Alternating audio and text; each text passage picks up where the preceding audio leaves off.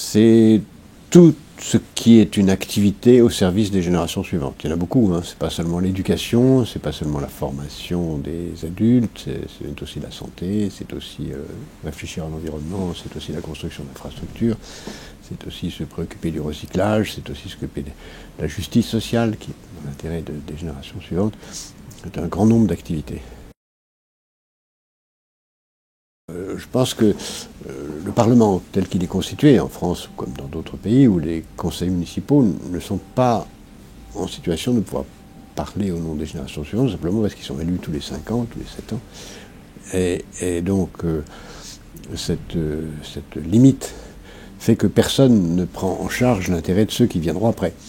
Donc il faudrait une chambre dont l'objectif serait de penser, en étant seulement consultative, parce qu'on ne peut pas imposer au Parlement cela, mais de penser quelles sont les conséquences des actes qui sont proposés au Parlement pour dans 20 ans. Alors on peut se tromper, mais c'est important de se poser la question.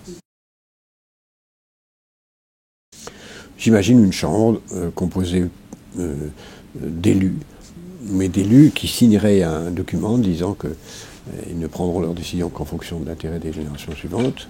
Ce serait une chambre consultative, et cette chambre serait aidée d'une expertise très forte qui lui fournirait des études sur l'impact des lois sur le long terme. Je crois qu'il y a deux idéologies. Il y a l'idéologie de l'individualisme et l'idéologie de l'altruisme, et ça rejoint l'économie positive. L'économie positive, c'est d'être altruiste à l'égard des générations futures.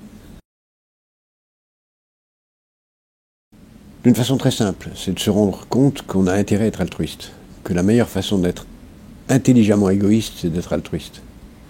Parce que si je suis un commerçant qui vend du pain, j'ai intérêt à ce que mes clients soient contents. Donc c'est l'égoïsme bien compris que d'être altruiste. C'est ce qu'on a compris en développant des systèmes de santé dans lesquels on paye la santé des plus pauvres, parce que les plus riches se disent si je ne paye pas leur santé, ils vont être contagieux et je serai en mal. De même aujourd'hui, si on ne développe pas l'Afrique, on aura des centaines de millions de migrants vers l'Europe. Et donc nous avons intérêt à être altruistes. Donc il faut commencer par l'altruisme intéressé, et ensuite on voit se développer la prise de conscience de ce que être altruiste, c'est vachement sympa. Il y a deux sujets majeurs, parmi beaucoup d'autres, mais qui dominent le débat. C'est celui de la pauvreté, qui crée le problème des réfugiés, et celui du climat. Il y a un grand risque qu'on s'occupe du climat et qu'en disant la pauvreté, ça vient après. D'autant plus que lutter contre la pauvreté, c'est augmenter le niveau de vie de ceux qui sont pauvres, et donc c'est aggraver potentiellement le climat. Donc il y a un grand risque de voir ça. Une situation où on s'occuperait du climat, mais en fermant les frontières et en mettant les plus pauvres dans un ghetto. Ce serait épouvantable. Et ce serait contre-productif, ça ne marcherait pas, parce qu'on aurait une explosion. Donc notre intérêt, c'est de les développer, ou de les aider à se prendre en main pour se développer eux-mêmes, pas être paternaliste. Mais aussi d'aider à ce que le développement ne soit pas un développement comme le nôtre, mais un développement plus intelligent, économe en énergie. Et je suis convaincu, c'est ce que nous faisons ici, qu'en aidant les plus pauvres à développer des activités économes en énergie ou des activités d'énergie renouvelable, non seulement on lutte contre la pauvreté, on leur permet de devenir entrepreneurs, mais en même temps, on améliore le climat. C'est très important pour faire comprendre que tout est possible, que même les plus défavorisés peuvent réussir. Aussi pour comprendre que l'aide qu'on leur apporte est utile, efficace. Et donc c'est utile à la fois pour ceux qui sont désespérés parce qu'ils pensent qu'ils ne pourront jamais y arriver, ou ceux qui pensent qu'ils pourraient aider mais que ça ne sert à rien.